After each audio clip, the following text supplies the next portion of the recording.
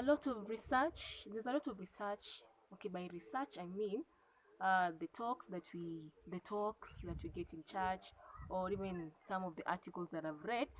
Yeah, so there's a lot of content that says in a relationship, if people don't argue, then something is wrong. There is someone who is pretending. I've heard this from several speakers that if you're not arguing, if people are not arguing, then someone is pretending.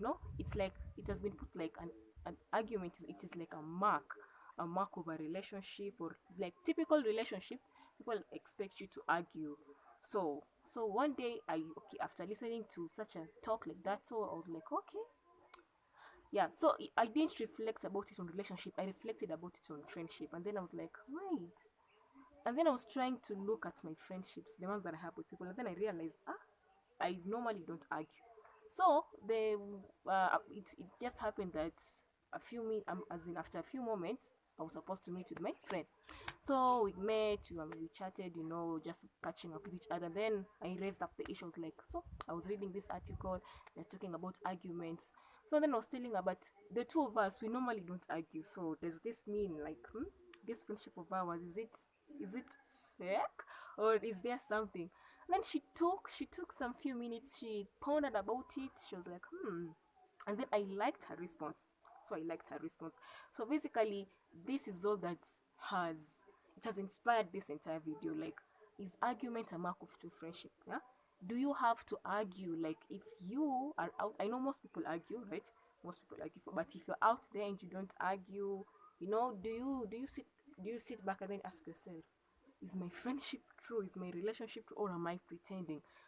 So this is what has inspired this entire topic. So hello kids. So yeah, even if you think it's wasting your time, it's not. What my friend told me, she told me that you don't necessarily have to argue. Like, we don't argue. It is not easy to find us, like, hey, I said this. No, you said that. You know how a typical argument is.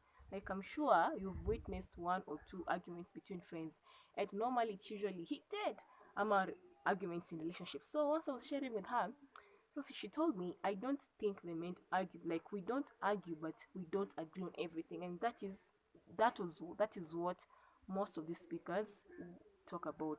So I looked at it, and then I was like, so do we agree on everything? And then I realized, by the way, we don't agree on everything. Just because we are friends does not mean we agree on everything. We agree on most things. Maybe that's why we are close. We agree on most things, but there are things we don't agree on. There are things she does, I'm like, I no, this thing you're doing, and then finally she does it, and then she succeeds. And then the thing she does, I'm like, no. And then she's like, no, no, no. And then she fails. But it's not as if we see eye to eye with everything. There are people she likes, I don't necessarily like. There are choices she make, I don't necessarily like. There are things I do and say, and there's a way I behave. And we disagree. We like hold different opinions. But how we manage around that, if she holds a different opinion, I'll be like, okay, if that's what you think, fine, but this is what I think, people. Yeah, although sometimes we normally try to pull, like, I want you to come and believe like me, and I want you to come and believe like me, but most of the times we just leave it like, okay, you don't agree with that, I don't agree with this. We don't always agree.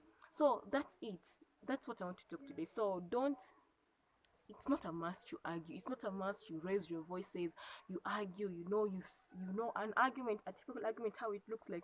You don't have to exchange words, hurt each other in the process. No. What I think what they mean by arguing is, they simply mean you will not always agree on everything.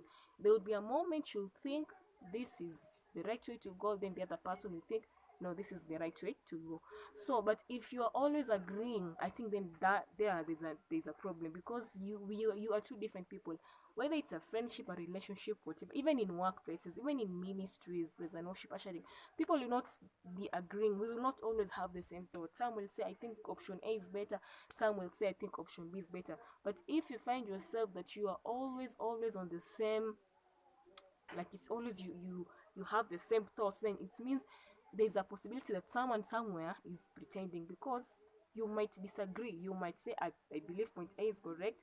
The other person might say, I believe point B is correct, and then you agree to disagree. Before you agree to disagree, you all try to raise you all try to, establish how your point is correct. then you try to convince the other person, and then at the end now you say, okay, fine, let us agree to do one thing, let us just agree to disagree. But if you're always agreeing on everything without agreeing to disagree, without holding different opinions, then something is wrong, because we are two different people. There are things we like them the same, but there are things, for example, I can like this movie, another person will not like that. I can like animation, the other person does not like animation. I can like this particular of doing something and the other person will not like it. The result might be the same, but the process of how we reach at that result is different. So it is very weird to say all the times you've always thought the same thing. It is normal. If you're very close, it is so normal that probably you think the same, you reason the same, but because you're two different people, or even two or more different people, you will always have different opinions. And if a relationship or a friendship is open, then it means both parties should be able to say, I get your point, but I think this and this and this. And then the other person also says, okay, I hear you, but I think this and this will be better. Then you try to, you're not like acting like, yes, no, my point is the best. No, the other party is, you are just trying to help the other person see why you are saying whatever you're saying. And then at the end of it all, you agree, fine. Okay, fine, we don't agree on the same thing, but so what is that?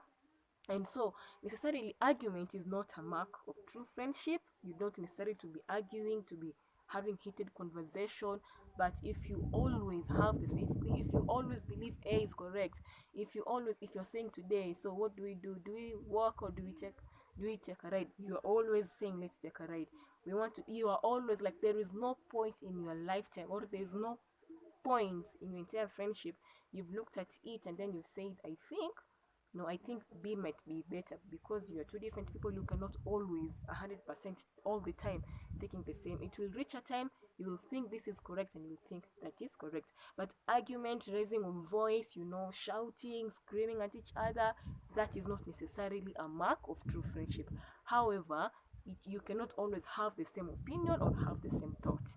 Yes, so basically that's it. But argument in itself, it is not a mark of true friendship, nor a mark of true relationship. However, having different opinion and looking for ways and having ways of navigating around the different opinions that you have is a mark of true friendship, because not everybody argues, not everybody has the stamina of raising voices and shouting and saying this and saying that. An argument is, but all of us can and should, especially with our friends and our significant others, be able to experience and express our opinions and have them heard, even if our opinions might not be the final decision, but at least they were heard. Yes, so what do you think about it? Is argument a mark of true friendship, or what? Yes, so thank you for listening. God bless you. Shalom.